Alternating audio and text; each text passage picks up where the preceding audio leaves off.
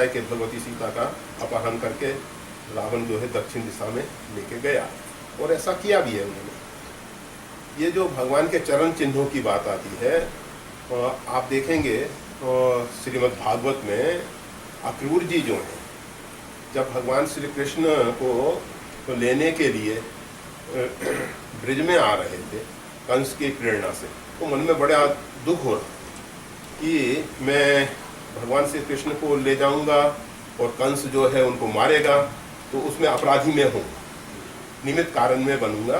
अगर मैं नहीं ले जाता हूँ तो ऐसा भगवान श्री कृष्ण को वो मार नहीं सकेगा, परंतु वो मेरे को दंडित करेगा। तो बड़ी समस्या है कि अगर ले जाते हैं तो भगवान को मन में बड़ा विचार चल रहा था कि ऐसी परिस्थितियों में करना क्या चाहिए। कंस बड़ा उग्र स्वभाव का है, वो मैं अगर उनकी आज्ञा का पालन नहीं करता हूँ तो वो और भी इनके लिए तो कुछ ना कुछ दूसरी व्यवस्था करेगा ही। बलराम श्री कृष्ण के लिए तो दूसरी कोई व्यवस्था कर लेगा और मेरे को भी उसके साथ। तो वो सोच रहे थे कोई ऐसा रास्ता निकाला जाए। कहते हैं ना कि सांप भी मर जाए और लाठी भी न टूटे, तो कोई ऐसा रास्ता निकाला जाए जिससे बलराम श्री कृष्ण बच जाए और कंस अपनी योजना में सफल ना हो। ऐसा उनके मन में विचार चल रहा है। तब तक ब्रजभूमि में प्रवेश हो गया और वहाँ भगवान के पद चिन्ह देखे, उसमें वही भगवान के चिन्हों का दर्शन करके उनका ध्यान लग गया। और ध्यान में भगवान ने ऐसी प्रेरणा की, पास में जो जलाशय था उसमें उन्होंने स्नान किया, और जब वो स्नान करते हैं तो स्नान करते ही समाधिष्ट हो गए और सब भगवान की लीलाएं दिखाई देने लग गई कि ये तो परिपूर्णतम ब्रह्म हैं और इनको कौन मार सकता है। सारी सृष्टि के ये स्वामी हैं और काल इत्यादि तो इनके अधीन है और इनको तो कोई मार सकता ही नहीं है। और उनको अंदर से बोध हुआ, फिर वो प्रसन्नतापूर्वक वहाँ पहुँचे ब्रिज में और फिर भगवान श्री कृष्ण और बलराम को लेके गए। तो कहने का ये चिन्हों का जो ध्यान है भगवान, इसीलिए वो चरण चिन्ह के वो चित्र छपवाए गए थे, शायद आप सब तक पहुँचे होंगे। तो उन चरण चिन्हों में भिन्न भिन्न प्रकार के चिन्ह हैं और भिन्न भिन्न प्रकार का ध्यान से अंदर जो भाव होते हैं उसके अनुरूप फल मिलता है। तो ये एक उसमें पुरुष का भी चिन्ह है, और तो वो पुरुष का चिन्ह ये है कि भगवान अगर कोई व्यक्ति सीधा सरल स्वभाव का हो तो उसको भी भगवान अपने चरणों में स्थान दे देते हैं। मतलब अंकुश इत्यादि जैसे मन बुद्धि पे अंकुश लगाने के लिए है, नियंत्रण करने के लिए है। स्वस्तिक चिन्ह जो है कल्याण के लिए है, कमल का जो है वो बौद्धिक विकास इत्यादि के लिए। तो हर एक चिन्ह का अपना अपना फल है। तो वो एक जो व्यक्ति का चिन्ह है, पुरुष का चिन्ह है, वो इसलिए ही दे रखा है कि सरल स्वभाव वाला व्यक्ति जो है भगवान के चरणों का आश्रय पा सकता है, भगवान के चरणों तक पहुँच सकता है। मतलब सरलता आ जाए। हम नवम सरल सब सन छलहीन मम भरोसी हरस नदी। भक्ति का एक ऊंचा सोपान है। जब व्यक्ति में सरलता आ जाती है, बालक वक्त, छोटे बच्चे जैसे, परंतु बालक अबोध है और वो परमहंस जो है, मतलब साधना के ऊंची कक्षा में पहुंचा हुआ, भक्ति के ऊंची कक्षा में पहुंचा हुआ साधक जो है, वो जो सरल होता है, होता बालक जैसा ही है, परंतु सब समझ के सरल होता है। वो ना समझी से सरल है और ये समझ के सरल है। तो ये जो गीधराज जटायु महावट पे निवास करते हैं और भगवान के चरणों का ध्यान करते हैं और भगवान से निवेदन किया कि आप वन में इधर उधर घूमने के लिए जा सकते हैं, उस समय में सीता जी की रक्षा करूँगा। तो जिस समय रावण पहुँचता है, तो ये तो माता जी की रक्षा में लक्ष्मण जी तो रेखा खींच के चले गए। उसके बाद रावण को तो कुछ नहीं मालूम है कि, परंतु गीधराज तो दूर से वो महावट पे बैठे हुए सब ध्यान रखते हैं। और उन्होंने जब देखा कि रावण इस प्रकार से सीता जी का अपहरण करके रथ में बैठा के ले जा रहा है, वो रथ जो है आकाश मार्ग से उड़ने वाला, मतलब रावण के पास इस प्रकार का रथ था जो जल में भी चल सकता था, भूमि पे भी चल सकता था, आकाश में भी चल सकता था। जैसे आजकल ऐसे यंत्र तैयार किए गए हैं जो पानी में भी और आकाश में भी और भूमि पे भी चल सके। तो उस प्रकार मतलब उस समय भी टेक्नोलॉजी इतनी उन्नत थी, इतना विज्ञान उन्नत था, तकनीक इतनी बढ़ी हुई थी कि वहाँ तक रावण के पास और भी बहुत आगे की थी विद्या, उसके पास पुष्पक विमान, वो पर पुष्पक में सीता जी को नहीं ले जा सकता। पुष्पक की एक मर्यादा है कि किसी भी नारी का अपहरण करके नहीं ले जा सकता, तो किसी भी नारी का पति ना रहे तो उसमें वो विमान में बैठा नहीं सकते। जब रावण ने एक माया का प्रयोग किया, जब युद्ध चल रहा तो उसमें पुष्पक विमान के द्वारा कहा कि सीता जी को दिखाओ कि राम और लक्ष्मण जो हैं मूर्छित पड़े हुए हैं, अर्थात ये मर गए हैं, तो ये मेरी बात स्वीकार कर लो। तो पुष्पक में बैठा के तो सीता जी विलाप करने लगी और बैठा के घुमा के सब चारों तरफ दिखा के फिर उनके जो अशोक वृक्ष के नीचे ला के रख दिया गया।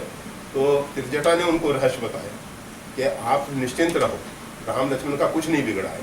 अगर राम लक्ष्मण का कुछ बिगड़ गया होता तो ये विमान आपको नहीं बैठा सकता, क्योंकि विमान की कुछ मर्यादाएं, तो विमान में किसी नारी का अपहरण करके ले जाओ वो संभव नहीं। ऐसे गलत व्यक्ति को वो विमान नहीं धारण करता। दुराचारी ऐसे व्यक्ति जो किसी नारी के साथ बलपूर्वक ऐसा कर रहा है, इसलिए रावण ने वो दूसरा रथ लिया उस समय उसमें लिखा है वाल्मीकि रामायण में, बहुत से गधे जुते हुए और फिर गीधराज के साथ युद्ध होता है और सब वो गधे इत्यादि मार दिए जाते हैं, रथ तोड़ दिया जाता है। जब भगवान श्री राम वहाँ जाके देखते हैं तो वो सब रथ टूटा हुआ दिखाई देता है और ये सब दिखाई देता है, तो अनुमान करते हैं कि यहाँ बहुत भयंकर युद्ध हुआ है। गीधराज जटायु ने देखा कि सीता जी का अपहरण करके रावण ले जाना चाह रहा है, तुरंत उन्होंने उसको फटकारा, ललकारा, और ललकारने के बाद उसके साथ बड़ा संग्राम हुआ, बहुत संग्राम। और एक बार तो रावण मूर्छित हो गया। मूर्छित होने के बाद जब वो मूर्छा से जागा तो तुरंत उसने गीधराज के पंख काटे और गीधराज भूमि पे गिरे और वो तो वहाँ से लेके रावण जो है सीता जी को चला गया। तो गीधराज को एक बहुत प्रसन्नता हुई कि रावण ने तो मेरा सिर नहीं काटा। अगर रावण चाहता तो पंख की जगह सिर ही काट देता, तो वो भगवान को मन ही मन धन्यवाद दे रहे थे। अब देखिए ये भक्ति की विशेषता है। हमारा कोई हाथ पैर काट देगा ना, हम भगवान को बुलाने देंगे, भगवान तूने क्या कर दिया ऐसा ही है।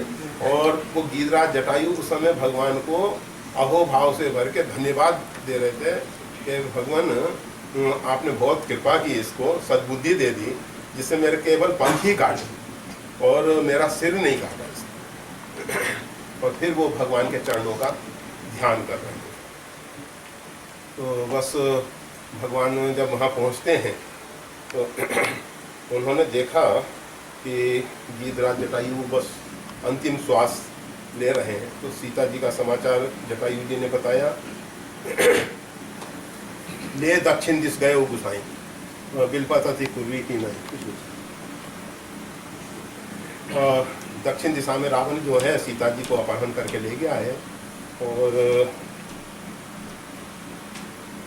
उन्होंने एक और बात बताई कि सीता जी का जो हरण हुआ है मैंद नाम के मुहूर्त में हुआ है। तो इस मुहूर्त में कोई व्यक्ति अपहरण करके ले जाता है तो वो जल्दी प्राप्त हो जाता है, इसलिए आप प्रयास करो और सीता जी आपको जल्दी प्राप्त हो जाएंगी।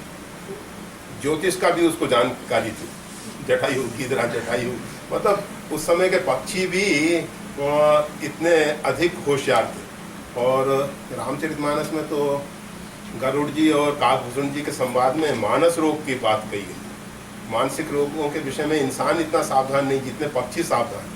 मतलब एक रामचरितमानस की एक दृष्टि है कि हमको लगे कि जब पक्षी इतना सावधान है तो हम तो उससे श्रेष्ठ हैं, मानव जो है परमात्मा की श्रेष्ठ कृति है, तो वो ज़्यादा सही रूप में अपने आप को मानसिक रोगों से बचाने की कोशिश करें।